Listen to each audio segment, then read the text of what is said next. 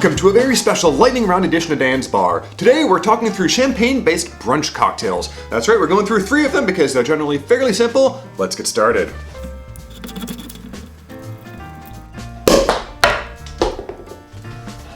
Today we've got some champagne cocktails, so we're going to start off with your very basic mimosa. Now most people think a mimosa is generally orange juice with a splash of champagne. Personally, I try to reverse that. You got champagne with a splash of orange juice that's really just for color. So we're going to go ahead and give ourselves a nice pour of our champagne.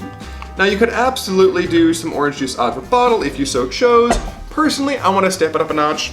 We're going to use some fresh orange right here. And we're going to go ahead and give that orange a squeeze through a strainer to keep the seeds out into our delightful glass of champagne. Doing this carefully so as not to spill on anywhere else. Unfortunately, my citrus squeezer isn't big enough to handle oranges, so we're doing this one by hand through a strainer. And surprisingly, not making too much of a mess, but not getting nearly as much juice out of the orange as I would like. But all the same, we are going to give ourselves a nice color and make a mess everywhere, which is really just the objective, don't you think? There's orange juice everywhere. All right, now we're gonna cheat to finish that up.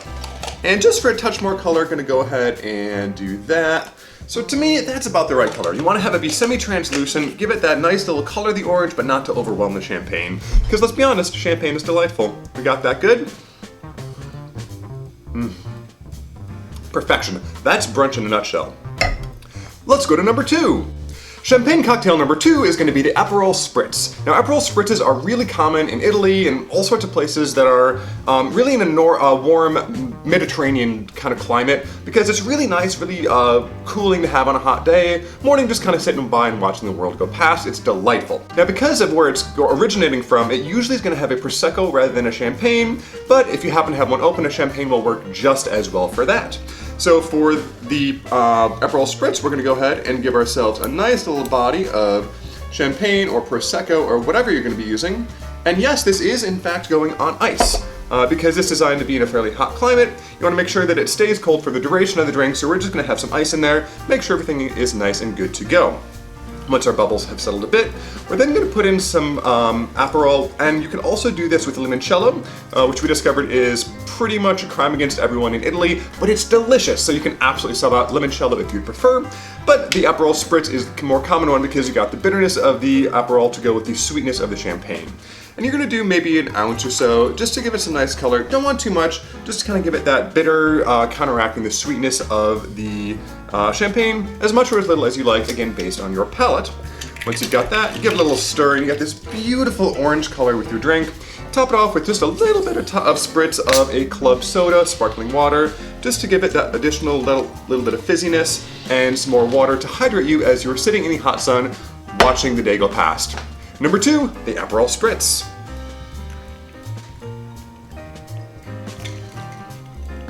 Oh, that's marvelous. See, that beats the mimosa. It's really good. All right, we got number 2 done. We got the Aperol Spritz. Now let's go on to number 3. For cocktail number 3, we're going to be doing Ernest Hemingway's Death in the Afternoon. Now this one's a little bit stronger, so you want to maybe take this back a little bit later in the day, but the basic premise is the same, where you've got some sort of bitter herbal thing to add with the sweetness of the champagne. So what we're going to do is going to do about an ounce of absinthe, that's going to be our base, and then we're going to add champagne just enough so that it clouds up that absinthe. You get that really nice combination of the herbals and botanicals combined with the sweetness and bubbles of champagne. So we're going to go ahead and measure out about an ounce of absinthe, and depending on how big you want the drink to be, add more or less to your taste.